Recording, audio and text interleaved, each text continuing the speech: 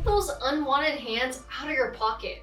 From surprise repair requests and escrow fees, the hidden cost of selling can actually chip away your profit and leave you a lot less than what you had calculated for. So in this video, I'm gonna go over what those financial curveballs are and what can actually affect your bottom line. So now we're gonna talk about cost that comes up, especially during a real estate transaction. So when a home goes under contract, a lot of times a buyer will ask for the survey. If you have a survey, that's great. A survey is a document that confirms the boundaries of the property according to the legal description. This is to make sure that we know what the boundaries are and if there's any encroachment or structures that are on the outside of the boundaries that shouldn't be there. A survey can really depend on the size of a property, but it goes from $500 and up. Depending on what kind of market, if we're in a seller's market or a buyer's market, a buyer will also request for a home warranty. Home warranty will cover any appliances for a year. It can go up from about $500 to $900 depending on a good warranty that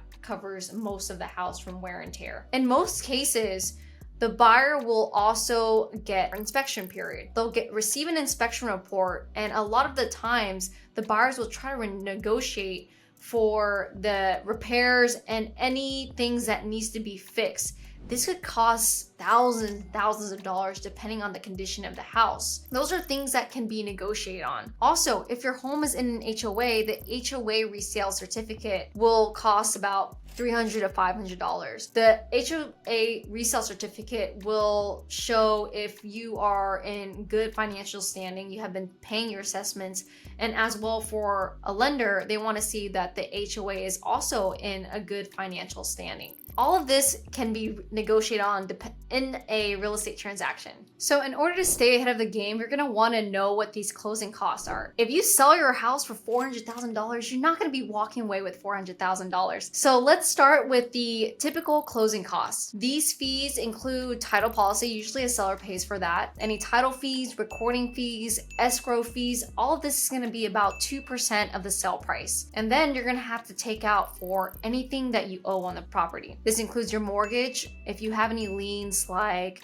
a solar panel lien, any liens on top of that, that's gonna have to be taken out. You're gonna have to account for prorated taxes for the year, for how long you have lived in the house up to for that year.